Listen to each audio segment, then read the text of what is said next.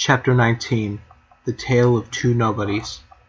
There was a room, a white room, and in that room was a woman with long blue hair wearing a black coat sleeping on a white bed.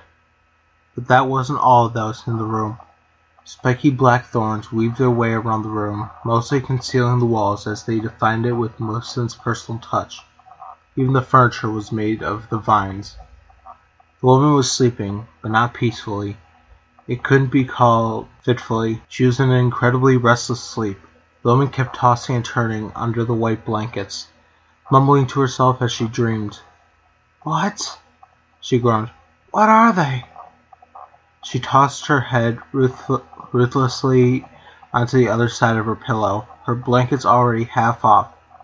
"Sin, we need to," she continued. "Have to. Rurik!" She bolted upright in a cold sweat, her tawny eyes fully alert as she panted heavily. She sat staring straight ahead of her for a moment before looking around frantically. She took in her surroundings with a quick eye, resting for a few seconds on a pair of shining axe blades with crimson hafts. The woman sighed shakily and placed a hand to her quaking head.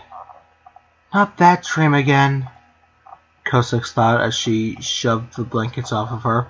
She had the same dream for the 6th time in the last 20 days, and every time it left her waking in a broken, sweating heat. Cossex got up and walked to her mirror, observing her pale, clammy skin and matted blue bangs in the reflection. At this stage, like always, she suddenly felt herself trying to remember the dream. She had been standing out in a barren landscape. The land was lifeless, few trees were present, those that were dead, and it was devoid of life. All life? No.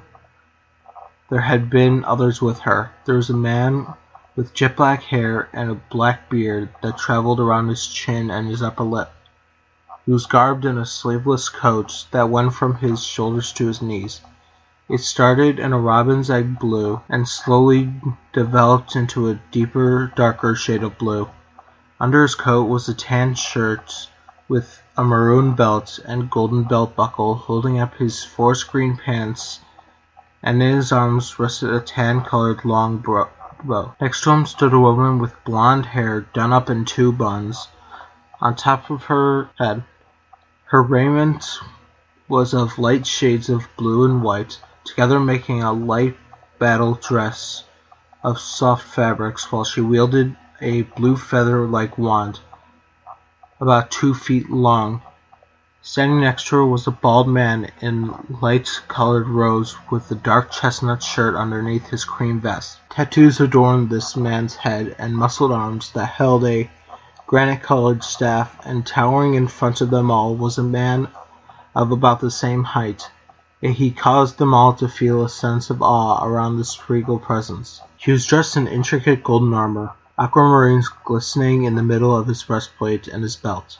His left hand rested a shield with a purple face and golden rims circling it like horns. In his right was a sword with a golden guard and a double helix blade that sprouted with a tongue of flame in the center. Cossex herself was changed too. She didn't have the long blue hair that now grew from her head. Instead, short blonde locks flowed past her cheeks. The organization cloak she now wore wasn't on her, replaced by a brown, black, and maroon leather breastplate with a golden-brown diamond between her breasts. A steel skirt came down from her waist to meet steel plate leggings that traveled down her legs to the ankles of her booted feet. Silvery steel bracers were on her arms, just above her hands, that held one of each of her axes. They had been looking into the barren landscape. Words were spoken between them all, but in her reminiscing, Cossex could scarcely recall them. The man with the flaming sword, Prince Rurik, Cossex remembered, had led them down past a broken wall on what had seemed a regular patrol. It had went well for a time, as Cossex remembered, with no enemies appearing for at least 10 minutes after the dream had started. But then something happened on their way back. Great black creatures, their muscles making them resemble hideous pit bulls as their feral claws held a weapon of some kind.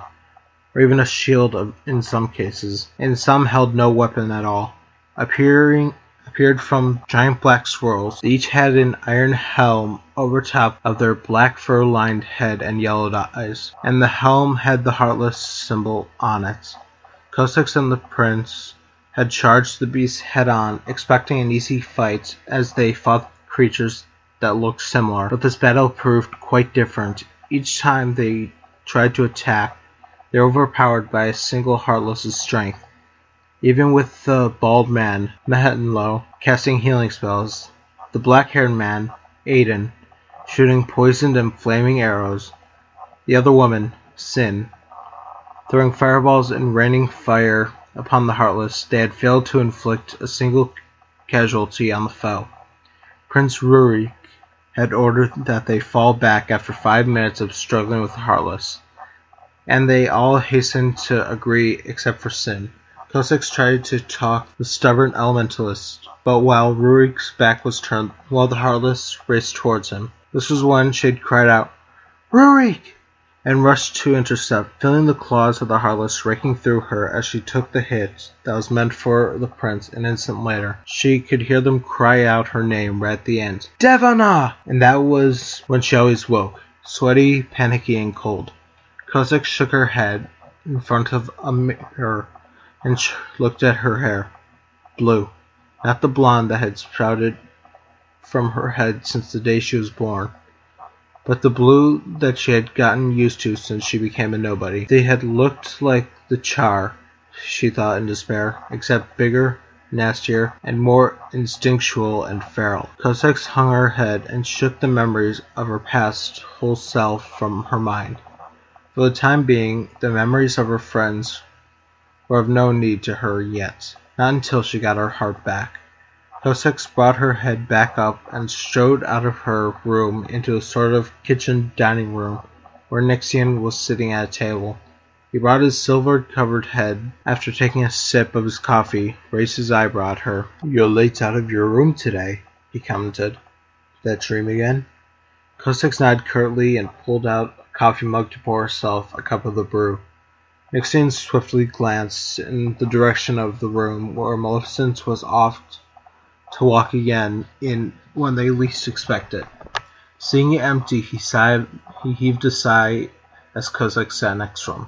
"I don't trust her," he said at last after Cossex had taken a drink. She raised an eyebrow at him and glanced at the doorway as well. "I know what you mean," she said quietly. "She shanghaied me into working for her until we opened Kingdom Hearts. She said my heart would have to be in there by the time it was opened." Nixian carefully nodded his head. He had heard Cossex's reason for joining before, and he sympathized for her. "As you know, my reason is different," he said.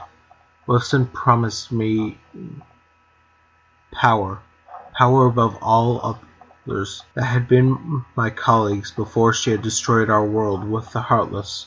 Resisting the urge to become more powerful than Bahamut and have people respect the faith of Ixion for a change is hard to pass up."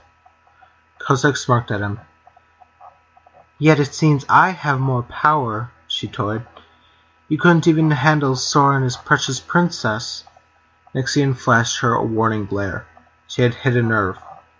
"That's because of the powers you got when you became a nobody," he muttered. Nixian took another sip of his coffee.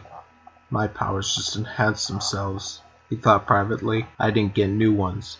Cossex giggled to herself as she looked at Nixian's steaming face.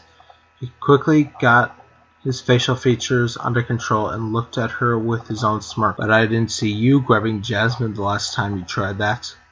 Cossex's face wiped blank, and she began snarling at him after a moment. "They're immune to my powers," she said angrily, sipping her own coffee. "Well," Nixian said, placing his mug down the table, "how about you come with me tonight and we'll try for Belle again?"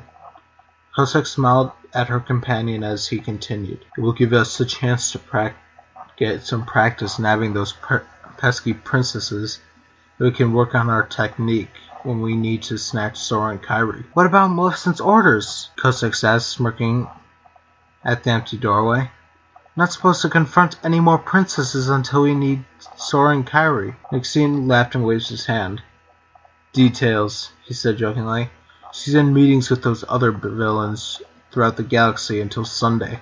She won't know a thing about today or Friday. Cossex smiled as a plan came to her mind. So we take Belle today, she said maliciously. Then maybe I can persuade that oaf to come with me and abscond Jasmine tomorrow.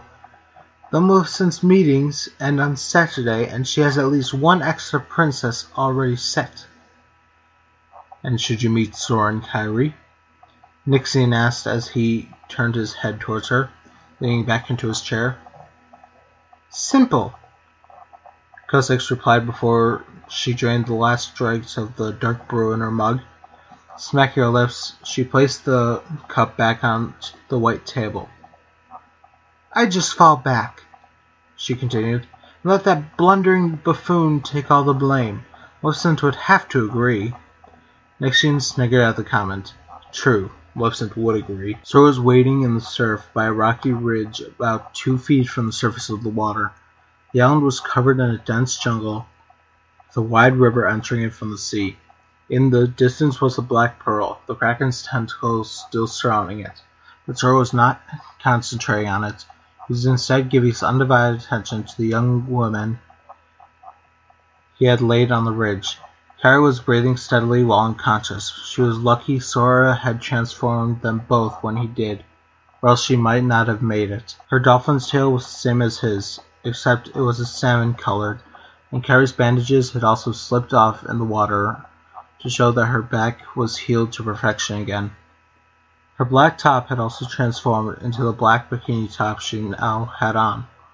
Sora's eyes were set worriedly on her face. She meant everything to him. He had gone through fighting fiends he had never imagined in his darkest nightmares just to save her, and he wouldn't let anything harm her now. As she rested and regained her strength, she had inhaled a lot of water while she was floundering around in the Kraken's clutches. Sora dropped his head as a tear welled in his left eye.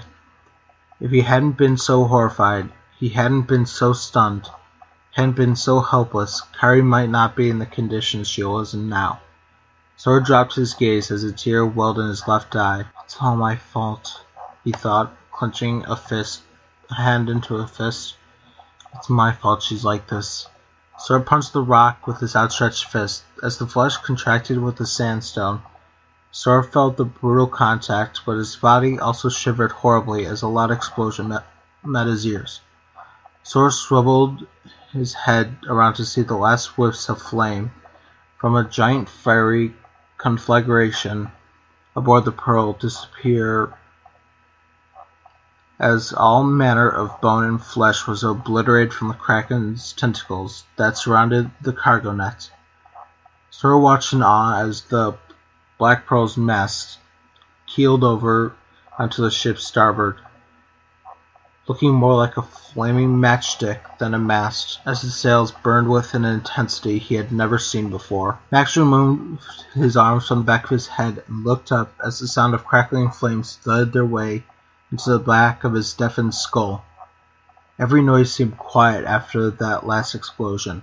Max brought his head up to see a honeycomb barrier that Roxas had erected to protect the whole deck and bridge dissolving away. He watched as the crackling mast cracked and fell into the water on the starboard gate, burning away as the last of the rum. Max sniffled as he contemplated what the rum could have done instead of exploding. He began to sing a lament to his rum as Roxas got up and checked on Naminé.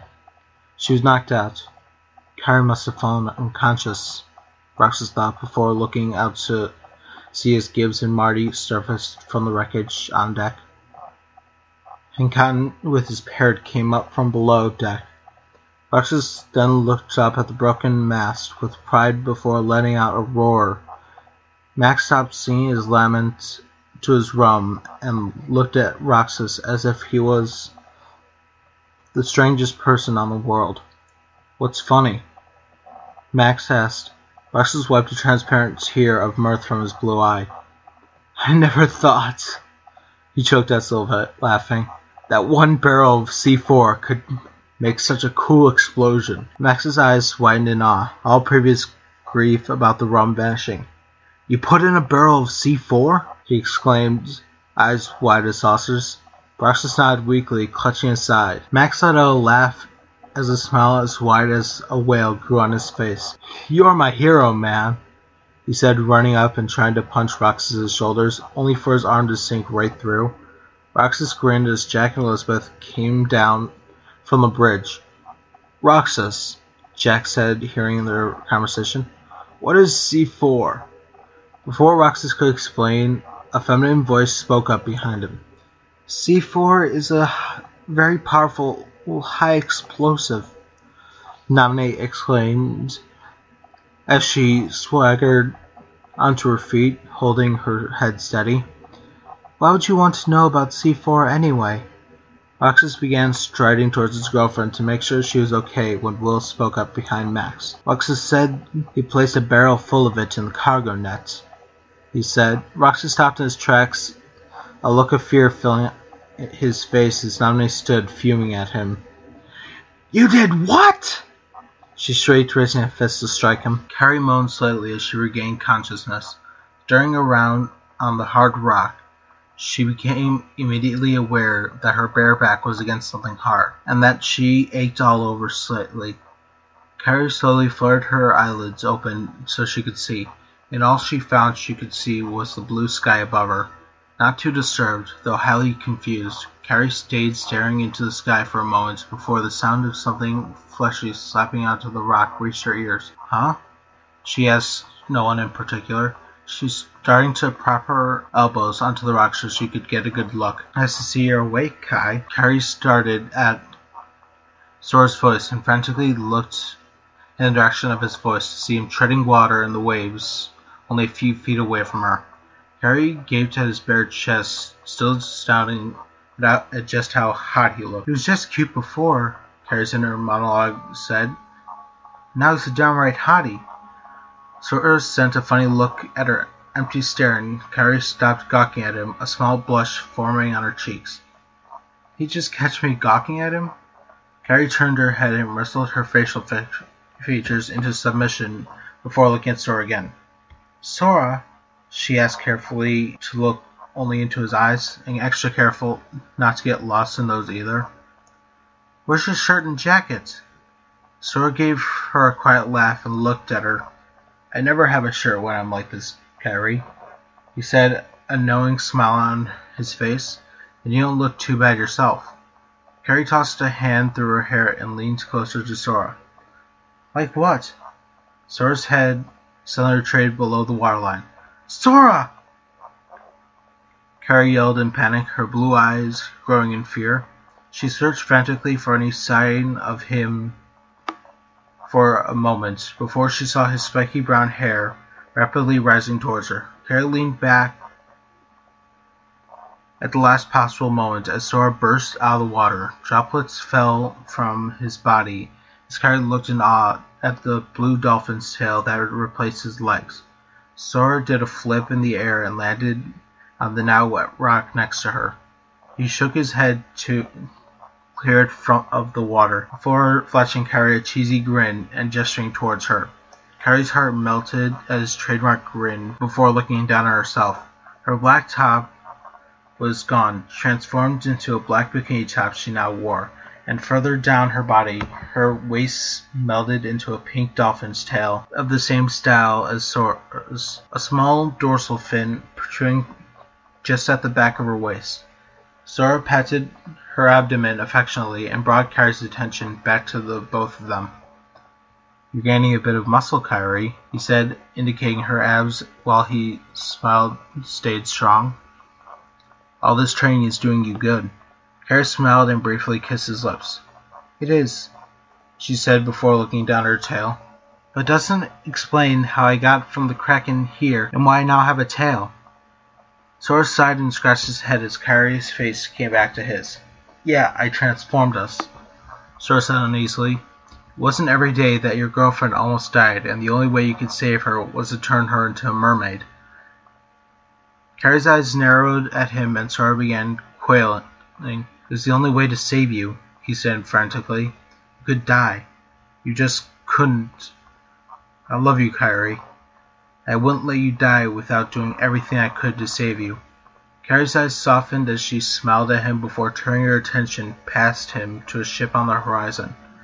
Sora followed her gaze to see the figure of the Black Pearl, the Kraken's giant tentacles wrapped around all that remained that floated, being dragged back to the bottom of the sea. Her eyes watered as she remembered who all remained aboard the ship.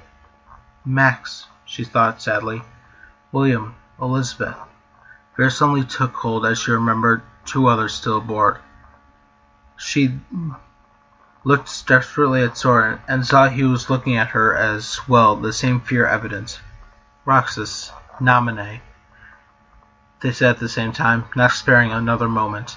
They both dived into the waters of the Caribbean. Sora immediately began swimming towards where the pearl had been. Kairi floated beneath the surface for a moment, apprehension blazing on her face. Sora, she called unsteadily at his retreating figure. Sora stopped moving forwards and turned around. How do you swim like this? Kick your tail, he instructed. Kairi did as she was told, finding it strangely hard to concentrate as she had only one tail instead of two legs. But when she kicked, she soared forwards, cutting through the water like a missile. Kairi smiled as she quickly caught up to Sora, and they both proceeded forwards. They went forwards now for about 5 minutes before Sora peeked his head above the waterline again. They appeared to be a longboat filled with people coming towards them. Sora motioned with his hand for Kairi to stop, and she surfaced next to him, shaking her wet hair out of her eyes. I'm so amazed we can breathe underwater, she said. Kairi moved some of her red hair out of her face with a flick of her wrist, and Sora sighed. Kairi looked at him worriedly. What's wrong, Sora? She asked anxiously. I'm sorry, Kai, he answered, not looking at her. Kairi gave him a puzzled look and placed a hand on his shoulder. Sorry for what, Sora? She asked as a warm breeze billowed over the water. He turned further away, not wanting her to see his face. I was almost too slow, Sora said quietly. Nearly drowned, and all I could do was watch while he slowly died. Kairi suddenly became fearful. There was a note in his voice she hadn't heard before, a quivering and shaking note that seemed to emanate his fear. Sora had truly been afraid for the first time in his life. There had been times before when he was scared, but nothing had compared to this. Sora was in the most downcast and depressed state that she had ever seen him in, even more so than back home, when the memory of Cossex still pained him horribly. How am I supposed to save the world again, if I can't even protect the girl I love? Sora asked quietly. This was not the Sora she knew. The Sora she knew was brave and strong, though not without fear. He was a hero, and a human. But the boy she saw in front of her was a puttering flame, not enough fire to roast a marshmallow. Kairi screwed up her courage and did something she'd hoped she'd never have to do. She slapped him. Sora, get a grip, she ordered as he felt the slap mark on his cheek. Sora slowly turned towards her, looking as if he'd never known her before. You can't just give up because some mythological creature got the best of me, Kairi argued angrily. Just because I got knocked out is no reason to lose faith in yourself. Look what you've done. You turned us both into merpeople to save me. You put up the fighting spirit in me after the last time we fought the Kraken, and you were the one who saved the worlds twice. Remember when Donald the King and you thought Goofy had died? But you didn't give up then, and you aren't going to give up now. She softened her tone and placed Sora in a comforting embrace. How many times were you ever KO'd? She asked softly. I don't know, Sora replied. Too many to count.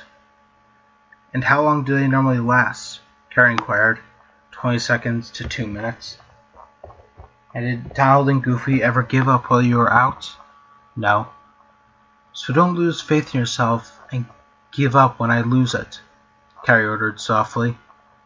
We promised that we'd always be together, and I'm not about to break that promise and leave you. She pulled her head off of his and looked him square in the eyes.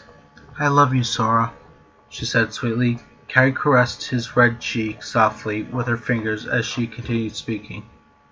I love you, she reiterated, and I know you'll defend me, wherever we are. But I know you can't do that constantly, so just trust me to keep myself safe sometimes, and if either of us falls unconscious, we'll defend us until we're both back in the fight, okay? Sora nodded his head as he saw Kairi clearly. She was a woman who would fight alongside him, and wouldn't give up no matter what the odds were, and if his life hung in the balance, she would not waver, but gain strength tenfold to what it had previously been. Okay, Sora said, before gently placing his lips against Kairi's. Their passion for each other flowed out between them, as Sora's inner fire swelled again to great height, consuming him as he was reinvigorated. They broke apart slowly, the sun's morning rays shining in Sora's eyes. I love you, Kairi, he declared, nuzzling his head and her hair soaking in her perfume. Where did you learn to hit like that? Kairi laughed at him and pulled them both apart again. Tifa, she said with one word. Sora nodded in understanding as a voice spoke out to the two of them. Ahoy! Kairi turned her head from Sora to see Max waving at them from a longboat loaded to the brim. Gibbs, Cotton, Marty, Pincel, Raggedy, William, Elizabeth, Max, Roxas, and Naminé were all uncomfortably squished into the longboat as it made its way towards the steady teens waiting in the water. All of them held shaky constitutions and seemed to be dealing with a collective grief. Would you like to come aboard, Masters Sora and Kairi? Gibbs asked uncomfortably, masking his emotions and glancing around at how full the boat was. Before either of them could respond, Naminé stood up and glared at Sora while she held Roxas by his ears. Sora! She ordered angrily. Teach your nobodies some self-restraint. Sora chuckled as he looked at the pained expression on Roxas's face, before quickly gaining control of it as he spied Naminé's unpleasant look. Why would I need to do that, Naminé? He asked, holding in his laps as Pencil and Raggedy continued to row the boat past them. She shoved Roxas out into the water where he forcibly became a blue mist and went back inside Sora. You placed a barrel of C4 on the ship, Naminé snarled before entering Kairi. Did you really do that, Roxas? Sora thought. Did you see the Black Pearl's mask fall into the water? Roxas replied, his tone indicating that he was pleased with himself. Yeah. Then I placed a barrel of C4 on the ship. Sora was broken from his conversation with Roxas when Will spoke next. There's room on the boat now, he said, glancing around slightly anxiously. Kairi waved him off as the boat passed by. No thanks, Will, she said. We're good. We're going to that island, Marty said, pointing at the island they had just come from. You sure you can swim that far? Kairi nodded vigorously at him. We just swam back from there, Sora said. Everyone on board gave them confused looks. But how? Elizabeth asked. As tired as you are, you should have drowned just on the way to get there. Sora and Kairi suddenly dropped below the waterline, deciding that a direct approach would be the best way to show them. Okay, Sora said with a cheesy grin underwater as he glanced at Kairi. We kick our tails really hard at the last moment before exiting the water, and we arch around the longboats. Think you can do that? Kairi smiled and looked down at her pink tail. This tail was made to do that, she said, as the sounds of their friend's distress reached her ears. Sora nodded at her, and they both kicked off, streaming towards the surface. They broke through the waves with a splash and shot out. The occupants of the boat were showered with droplets of water as they stared at Sora and Kairi in awe. Mermaids! Gibbs breathed in a hoarse whisper as Sora and Kairi resurfaced, shaking water out of their hair. Actually, no, Sora said as he turned towards Gibbs, the pirates hanging onto his every word. It just transformed us into merpeople when Kairi was drowning so we could breathe underwater. And we aren't true people, merpeople anyway, because our tails have dolphin tails, not the scary fish-like tail that Ariel and her father King Triton have. Gibbs nodded shakily, while Kairi did a head count. Where's Jack? Gosh, Donald, this doesn't feel quite right, Goofy said quietly as he and Donald privately conversed while running behind King Mickey, a red and black llama, and a large man wearing a green alpaca wool shirt and a brown cap. They had arrived in Peru 6 days ago and were currently helping a teenage emperor who had been turned into a llama return to his place to change him back into a human before his evil advisor Yzma and her bludgeoning assistant Kronk could beat them there. I know, Donald replied as they ran up to the palace. Normally I agree with what His Majesty does, but I don't like this one. Sora's our friend, and I don't feel good with keeping the truth from him and Kairi. I know the king is trying to keep them from running straight into an ambush, Goofy continued, but I think we might be doing more harm than good. With Cossex and Nixian out there, it might help if they had something more to fight for. Yeah, Donald said brightly.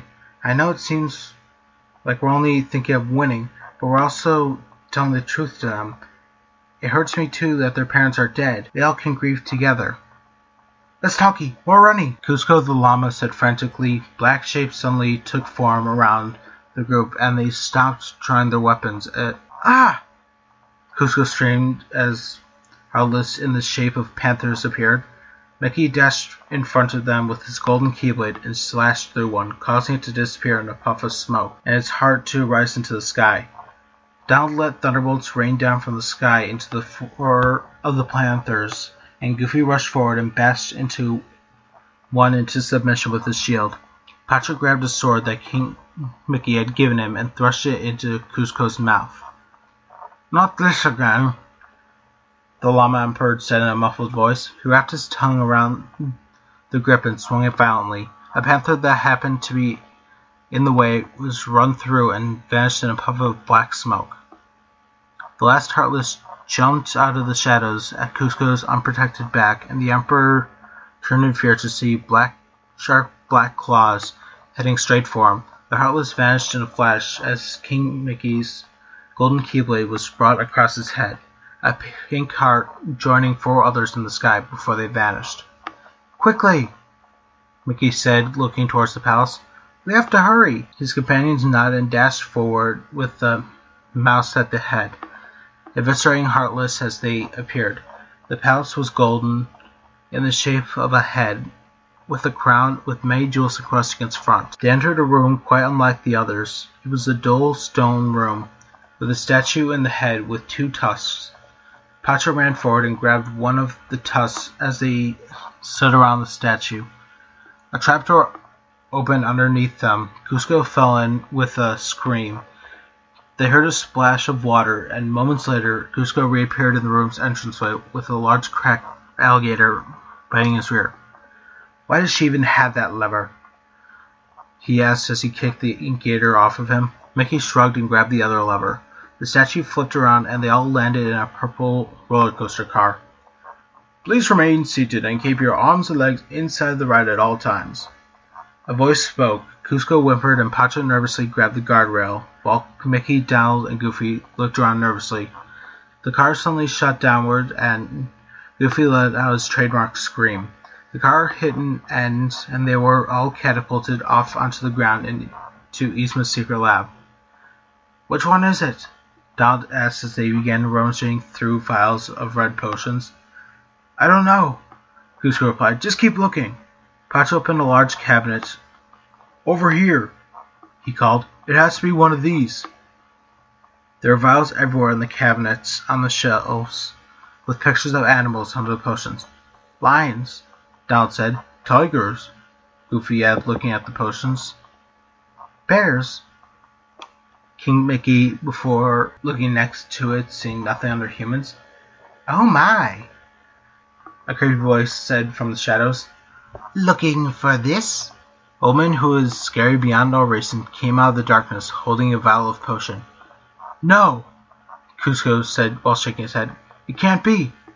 How'd you get here before us? Yzma put a hand up and opened her mouth as if to answer, but no sound came out. How did we, Kronk? She asked, turning to her assistants. Well, he got me. The big tan man says he pulled a chart out of nowhere, showing red arrows for Cusco getting all the way up to the palace and purple arrows for Yzma dropping off a cliff. By all accounts, it doesn't make any sense. Oh well, Yzma says. She turned back to Cusco. Back to business. Listen, Yzma, Cusco said in his defense. I know it wasn't nice as I should have been, but Yzma, you don't really want to kill me, do you? Think of it as... Yzma replied, pausing for dramatic effect here and there. You're being let go. Your life's moving in a different direction. That your body is part of a permanent outplacement. Hey, Kronk said in recognition. That's kind of like what he said to you when he got fired. I know, Yzma said. It's called cruel irony, like my dependence on you. I can't believe this is happening, Cusco exclaimed. I guess you weren't expecting this, Yzma said as she grabbed the fold of fabric near her leg. No! Cusco, Pacha, Mickey, Donald, and Goofy cried. Yzma pulled the fabric back to reveal a jagged dagger. Oh, they said in relief. Finish them off, Yzma ordered, tossing Kronk the dagger. He looked puzzled for a moment before he stared, talking to his shoulders. Kronk, Yzma said after about 30 seconds. Why did you think you could do this? This one simple thing. It's like I'm talking to a monkey. A really, really big, stupid monkey named Kronk. Hey, you want to know something else? Yzma asked as she continued her tirade. I never liked your Spanish pumps. Kronk gasped in shock. Never! He began sobbing, a hand placed to his head before looking up at a chandelier. That'll work, he said. His dagger deftly swung through the rope that connected to the chandelier, and it fell with a crash. All looked on in horror as Yzma stood in the center ring, completely unharmed. Strange, Kronk mused. Usually that works. Yzma dashed over to a lever. And so does this, she said, pulling a lever. A trapdoor opened under Kronk. Huh, he said as he stood in the air for a second. I really should have seen that coming. Kronk let out a cry as he began falling. Cusco jumped on Yzma while she was preoccupied and started trying to take the vial from her, only to knock it away near the cabinet. Yzma flung Cusco away towards the cabinet, and he smacked into it, causing vials to fall and mask which one was correct. Yzma summoned Panther, Heartless, and Shadows to her and began laughing maniacally at them while Mickey's golden keyblade appeared in his hands. We'll take care of the Heartless, he said, throwing Pacha and Cusco a determined glance. You two find the right vial. Your Majesty, Goofy cried, rushing in front of Mickey and destroying a shadow with his shield. Thank you, Goofy, Mickey said, jumping in with his keyblade and taking out two panthers with uppercuts. I owe you one. Puffs of red smoke appeared behind them as Cusco kept changing from one animal to the next. Donald shot a fireball at one of the Heartless when he was suddenly thrust against the wall, someone's bulk pressing him into the stone. Don't you say a word, Cusco the Whale said in a warning tone. Pacha shoved another potion in Cusco's mouth, and he turned into a llama. Yeah, I'm a llama again, Cusco exclaimed, waving his hooves around before looking at them with disdain. Wait. Pacha picked up the last two vials as Mickey destroyed the last Heartless. There's only two left, he said brightly. It has to be one of these. Yzma ran up behind him and caused him to lose grip on them. She charged at one of the vials and got into a tussle with Cusco before landing on it. A red explosion took place and Yzma came out as a cute little kitten holding the remaining vial. Mickey took the vial from Yzma and uncorked it. Mickey tipped the contents down Cusco's waiting throat, and he transformed into a teenage emperor wearing a golden crown and red robes. Oh yeah, Cusco said happily as he checked out his clothes. I've got my groove back. A blue light suddenly shone from the side of the room, and Mickey turned to see the outline of a keyhole. He raised his golden keyblade and sealed the keyhole before another light started coming from Cusco's crown. Clouds formed around him, and a keyhole appeared in the sky. Mickey pointed his keyblade at that keyhole and unlocked it, a light spewing forth. What's happening, Mickey? Pacha asked, looking up at the ceiling and back down to the mouse in amazement. We have to go now, Donald said. But don't worry, Goofy added. We'll see each other again soon. We'd better, Cusco said, because then I can show you how to really run a kingdom. Oh, thank you. Sora transforms himself and Kairi back into normal people when they arrived at Tia Dalma shack. His shirt and jacket reappearing on his chest. It was dark, but it wasn't night. In fact, it was just past noon. The jungle's canopy was so dense that little sunlight made it through to the water. People surrounded them in the water, holding lit candles as they sang with grief at their loss. Sora and Kairi glumly climbed up into the shack behind Will, and they silently sat or stood around in their sorrow. Sora and Kairi were holding each other's shoulders and gazed sorrowfully down into nothingness. Jack may have been a pirate, but not been the most trusting of people. But he still had been their friend, and now he was gone. But they would still continue. Sora perked his head up and slightly as he remembered a pirate song his dad used to sing when he was little, before the fleet was attacked. The king and his men, he started to sing softly, stole the queen from her bed and bound her in bones. The seas will be ours, and by the powers, where we will roam. Kairi and the others looked up as they heard the song. Yo-ho all together, they joined in. Hoist the colors high. Heave-ho, thieves and beggars. Never shall we die. They all looked downcast as Tia Dalma walked up to them with trays full of mugs, offering each of them one. Sora took his mug and took a sip of the drink, finding it revolting, but drinking it anyway. Can't see why Max likes this stuff, he thought. Aye, Gibbs said to himself, it won't go down, but the worlds already seem a bit less bright. He fooled us all right to the end, but I guess that honest streak finally won out. Gibbs faced them all and raised his mug in a toast.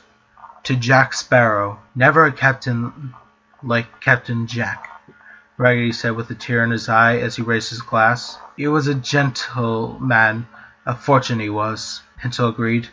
The best pirate I've ever known, Sora added, bringing his upwards. Best of his kind, Kairi let out, a few tears on her face. Best ever, Max added. He was a good man, Elizabeth said. William said nothing, and they brought their mugs to their lips, drinking in the rum.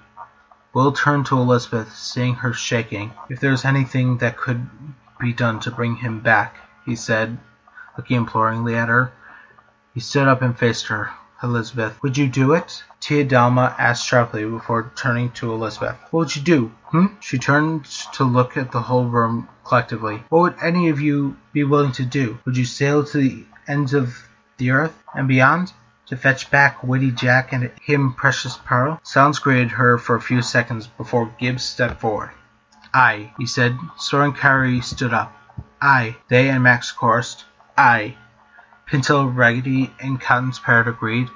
Tia Dalma turned to Elizabeth. Aye, she said, giving a small nod. Tia's gaze turned to William. Aye, he breathed. All right, Tia Dalma said, a smile on her face. But if you're going to brave the world and haunted shores at world's end, then you'll need a captain who knows those waters.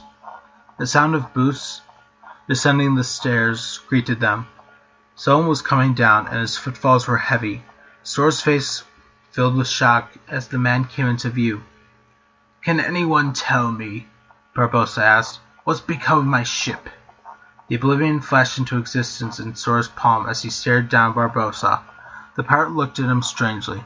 Sora, he mused, it's been a while. Yes, it has, Sora growled, and I'm sure you were dead. Well, who better to lead ye to the land of the dead than someone who's already died?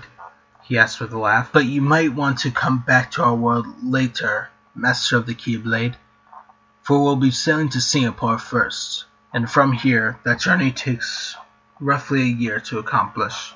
Sora nodded, but still warily looked at Barbossa. All right, Max answered and stepped up to Sora, feeling the tension between them grow. We'll be back once you've reached Singapore. and we'll bring my father and Donald. How does that sound? Sora and Kairi nodded their heads at Max. Barbossa held out a hand as the Keyblade wielders placed hands on Max. One moment before you go, Sora, he said. I rather like that song you were singing. We'll make it our call. Sora nodded and Max touched his earpiece, bringing them back up to the high wind. Sora sighed and dismissed the Keyblade, shaking his head tiredly as Kairi yawned next to him. You two seem tired, Max said, fighting the Kraken twice and swimming all that way. Maybe you guys should take a nap. Sora nodded and began walking off to his room. Just pick a world to go to. Sora told Max through a yawn as he entered his room. The door whooshed closed behind him, and Sora quickly conjured a pair of cargo blue jeans to go with his new outfit before crawling into bed. Sora! He turned to see Kairi standing apprehensively in the door that led into her room. He raised his eyebrow at her. Yeah, Kairi? He asked. She took a small step forwards towards him. Do you remember what Roxas and Naminé said about how well we... Sora cut her off with a wave of his hand and lifted up the sheets on one side of his bed. I remember, he said with a smile. Kairi walked forward and slid under the covers. She pecked his cheek softly before snuggling next to him. They were asleep after mere moments, their breathing soft and rhythmic, as they calmly held each other with one arm. Have a peaceful rest, you two, Max thought as he observed from the doorway. We'll be at Atlantica in 3 hours. Max sighed warmly and began wistfully thinking of Roxanne as he backed out of Sora's room. And that was Chapter 19. If you would like to be a part of this story, then please find me on Skype or Twitter. Twitter at AnimeGuy01. Skype at AnimeGuy Kurosaki1. And the next chapter will be a musical chapter. It will work kind of like what happened in Chapter 15, Lover's Leap. With basically, I will be inputting the music from the songs that are singing, since I doubt you all want to hear my singing voice and singing some songs. And I'm pretty sure that since the songs will be broken up into pieces, I doubt that I will be taken for copyright with anything. But just in case, I will be saying what songs there were at the very end of the piece. And after all that, may the grace of the Val protect you.